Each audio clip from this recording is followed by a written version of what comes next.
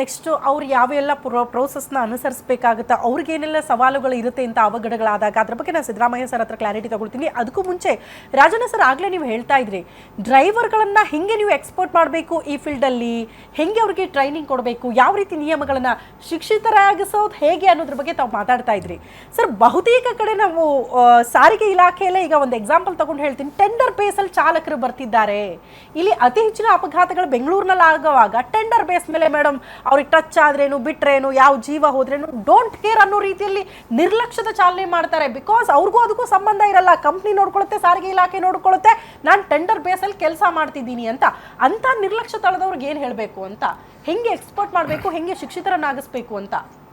ಇದನ್ನ ಈ ಪ್ರಶ್ನೆಗೆ ಮೂಲಭೂತವಾಗಿ ಯಾರು ತಪ್ಪು ಅಂತ ಹೇಳಿದ್ರೆ ನಮ್ಮ ಸರ್ಕಾರಗಳು ಅಂತಂದ್ರೆ ರಾಜ್ಯ ಸರ್ಕಾರಗಳು ಅಂತ ಅಲ್ಲ ಹೇಳೋದು.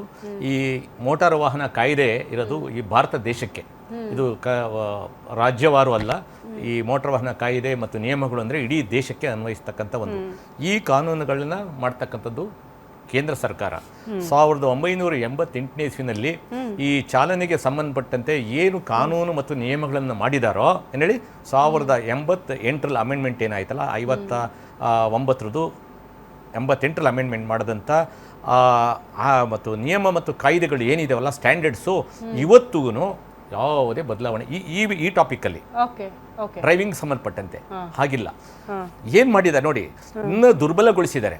ಒಂದು ಡ್ರೈವಿಂಗ್ ಲೈಸೆನ್ಸ್ನ ಕೊಡಬೇಕಾದ್ರೆ ಶಿಕ್ಷಣಗಳು ಹೇಗಿರಬೇಕು ನೋಡಿ. ಒಂದು LKGಗೆ ಒಂದು ಮಗು ಹೋಗಿ ಆ ಇಡೀ ವರ್ಷ ಏನು ಕಲಿಯುತ್ತೆ, A to Z ಕಲಿಯುತ್ತೆ, 1 to 10 ನಂಬರ್ಸ್ ಕಲಿಯುತ್ತೆ. ಮಿಕ್ಕಿದ್ದೆಲ್ಲ ಎಕ್ಸ್ಟ್ರಾ ಬಿಡಿ, ಅಂದರೆ ಬೇಸಿಕ್ಕು ಅದು ಕಲಿಯೋದಷ್ಟು.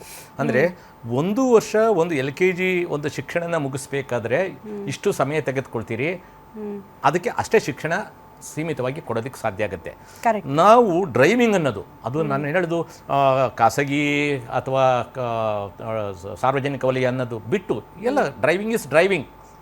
ನೀವು ಖಾಸಗಿ ವಾಹನ ಓಡಿಸಿ ಅಥವಾ ಸಾರ್ವಜನಿಕರ ಸಾಗಾಣಿಕೆ ವಾಹನ ಓಡಿಸಿ ಕೆಲವು ಜವಾಬ್ದಾರಿಗಳು ಇರ್ತವೆ ಹೊರತು ಡ್ರೈವಿಂಗಲ್ಲಿ ಬೇಕಾದಂಥ ಸುರಕ್ಷತೆಗಳೆಲ್ಲ ಇಬ್ಬರಿಗೂ ಒಂದೇನೇ. ಅವನೇನು ನಿಯಮ ಪಾಲನೆ ಮಾಡಬೇಕು, ಇವನು ಅದನ್ನೇ ಮಾಡಬೇಕಾಗತ್ತೆ ಹೊರತು ಇವನು ಬೇರೆ ಅವನಿಗೆ ಬೇರೆ ಏನು ಪ್ರತ್ಯೇಕವಾಗಿ ಇರೋದಿಲ್ಲ. ಕೆಲವು ಹೆಚ್ಚುವರಿ ಜವಾಬ್ದಾರಿಗಳು ಆತನಿಗೆ ಇರುತ್ತೆ ಅಷ್ಟೇ. ಹೀಗಿರಬೇಕಾದ್ರೆ 88ನೇ ಇಸ್ವಿನಲ್ಲಿ ನೀವು ರೀತಿ ನೀತಿಗಳು ನಿಯಮಗಳನ್ನ ಏನು ರೂಪರೇಷೆಗಳು ಇದಾವಲ್ಲ ಅದೇ ಇದಾವೆಲ್ಲ, ಏನು ಅಪ್ಗ್ರೇಡೇ ಮಾಡಿಲ್ಲ. ನೀವು ಅಪ್ಗ್ರೇಡ್ ಮಾಡೋದಿರಲಿ, ನೀವು ಹೀಗೆಲ್ಲ ಅಕ್ರಿಡೇಟೆಡ್ ಡ್ರೈವಿಂಗ್ ಸ್ಕೂಲ್ಸ್ ಅಂತ ಅಂದ್ಬಿಟ್ಟು ತೆಗೆದುಕೊಂಡ್ಬಂದ್ರೆ ಇದೆಲ್ಲ ಹೇಗಾಗಿದೆ ಅಂದರೆ ಸರ್ಕಾರಿ ಒಡೆತನದಿಂದ ಖಾಸಗಿ ಒಡೆತನಕ್ಕೆ ಒಂದು ಪೈಪೋಟಿಗಳನ್ನ ಮಾಡ್ತಕ್ಕಂಥ ವ್ಯವಸ್ಥೆ ಅಂತ ಅಂದ್ಬಿಟ್ಟು ನನ್ನ ವ್ಯೂನ ನಾನು ಹೇಳ್ತೀನಿ. ಅದನ್ನು ಸರಿ ಇಲ್ಲ ಅಂತ ಹೇಳಿದಾದ್ರೆ ಯಾರು ಬೇಕಾದ್ರೂ ಹೇಳಿ. ಯಾರು ಹೇಳ್ತಾರೆ ಇಲ್ಲಿ ಒಂದು ಲಾಭ ನಷ್ಟದ ಆಧಾರದ ಮೇಲೆ ನನಗೆ ಲಾಭ ಆಯಿತು ಇದು ಚೆನ್ನಾಗಿದೆ ಯೋಜನೆ ಅಂತೀನಿ, ನನಗೆ ನಷ್ಟ ಆಯಿತು ಅಂತಂದರೆ ಇದು ನಾನು ಯಾವ ಜಾಗದಲ್ಲಿ ಕೂತು ಮಾತಾಡ್ತಾ ಇದ್ದೀನಿ ಅನ್ನೋದ್ರ ಮೇಲೆ ಡಿಪೆಂಡ್ ಆಗುತ್ತೆ. ನೋಡಿ, ಗಾಡಿ ಓಡಿಸ್ಬೇಕಾದ್ರೆ ಒಂದು 2 ವೀಲರ್ ಓಡಿಸ್ತಾನೆ, ಒಬ್ಬ ಕಾರ್ ಓಡಿಸ್ತಾನೆ. ನೀವು ಅಬ್ಸರ್ವ್ ಮಾಡಿ ಈ ಒಂದು ರಿಲೇಟಿವ್ ಕಾನ್ಸೆಪ್ಟ್ಸು. 2 ವೀಲರ್ ಯಾವಾಗಲೂ ಕಾರ್ನನ್ನು ಬೈತಾನೆ, ಕಾರ್ನನ್ನು ಏನು ಮಾಡ್ತಾನೆ, ಆಟೋದನ್ನು ಬೈತಾನೆ, ಬಸ್ಸನ್ನು ಏನು ಮಾಡ್ತಾನೆ.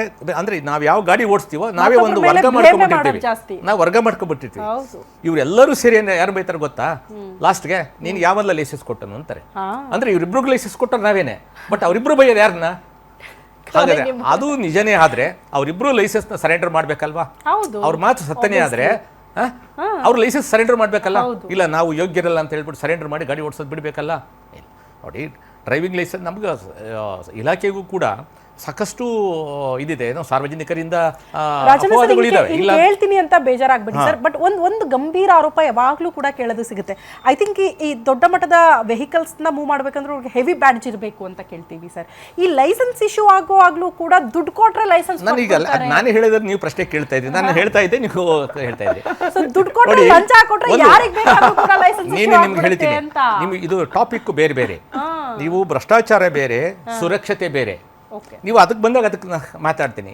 ಅದಿಲ್ಲದೆ ನಾವು ಬೇಡ, ಯಾಕೆಂದ್ರೆ ನಾವು ಇವತ್ತು ಒಂದು ಸೀಮಿತ ಒಂದು ವಿಷಯಕ್ಕೆ ಮಾತ್ರ ಸೀಮಿತ ಇಲ್ಲ ಸರ್. ಯಾಕೆ ಪ್ರಶ್ನೆ ಬಂತು ಅಂದ್ರೆ ರಾಜಣ್ಣ ಸರ್, ಈಗ ಲಾರಿ ಚಾಲಕನ ತಪ್ಪು ಅಂತೀವಿ, ಆತನ ಅಜಾಗರೂಕತೆ. ಇಫ್ ಸಪೋಸ್ ಆತನಿಗೆ ಈಗ ಆತ ಬದುಕಿಲ್ಲ ಬಿಡಿ, ಅಟ್ಲೀಸ್ಟ್ ಆ ಬದುಕಿದ್ರೆ ಏನಾಗಿತ್ತಂತ ಆತನ ಹತ್ರನಾರು ಕೇಳ್ಬೋದಿತ್ತು, ಆತ ಡ್ರಿಂಕ್ ಮಾಡಿ ಓಡಿಸ್ತಾ ಇದ್ನೋ ಹೆಂಗೆ ಅಂತ. ಬಟ್ ಡಿವೈಡರ್ ಹತ್ತಿ ಇಷ್ಟು ಫೋರ್ಸ್ಫುಲ್ ಆಗಿ ಬಂದು ಡಿಕ್ಕಿ ಹೊಡೆಯುತ್ತೆ ಅಂತ ಅಂದ್ರೆ ನೀವು ಕೇಳಿರುವ ಪ್ರಶ್ನೆಯನ್ನು ನಾನು ಅಲ್ಲಗಳೆಯೋದಿಲ್ಲ, ನೀವು ಅಲ್ಲಗಳೆಯೋದಿಲ್ಲ. ಆದರೆ ಸುರಕ್ಷತೆ ಅಂತ ಬಂದಾಗ ಅಲ್ಲಿ ಭ್ರಷ್ಟಾಚಾರ ಬರೋದಿಲ್ಲ. ಹಾಗಾದ್ರೆ ನಿಮಗೆ ಹಣ ಕೊಡ್ತೀನಿ, ಜೀವ ಕಳ್ಕೊಳ್ತೀರಾ? ಅಲ್ಲ ಸರ್, ನಾನು ಹಂಗೆ ಹೇಳ್ತಾ ಅಲ್ಲ, ಇಲ್ಲ. ಇಲ್ಲ. ಜೀವ ಹೋಗೋದಕ್ಕೂ ಕೂಡ ಅದಕ್ಕೆ ಲಂಚ ಕಾರಣ- ಲಂಚ ಅಲ್ಲಲ್ಲ, ಕೊಟ್ರೆ ಇನ್ಯಾರಿಗೂ ಇಲ್ಲ. ಲೈಸೆನ್ಸ್ ಸಿಗುತ್ತಲ್ಲ ಈಗ ಅಂತ ಒಂದು ಅಷ್ಟೇ. ಇಲ್ಲ ಹೇಳ್ತೀನಿ ಮೇಡಮ್, ನಾನು ಹೇಳ್ತೀನಿ ಅದನ್ನು ನಾನು ಅಲ್ಲಗಳೆಯೋದಿಲ್ಲ. ಅದು ಕಾರಣ ನನಗೆ ಅಂತ ತುಂಬಾ ಸುತ್ತಮುತ್ತಲ ಅದು ಬೇರೆ ವಿಚಾರ. ಹೆವಿ Subject- ಬ್ಯಾಡ್ಜ್ಗಳು ಸಿಕ್ಕಾಗ ಮೇಡಮ್ ದುಡ್ಡು ಕೊಟ್ಟು ಇಸ್ಕೋತಾರೆ ಅಂತ. ವಿಷಯಗಳು ಬೇರೆನೆ. ಕರೆಕ್ಟ್.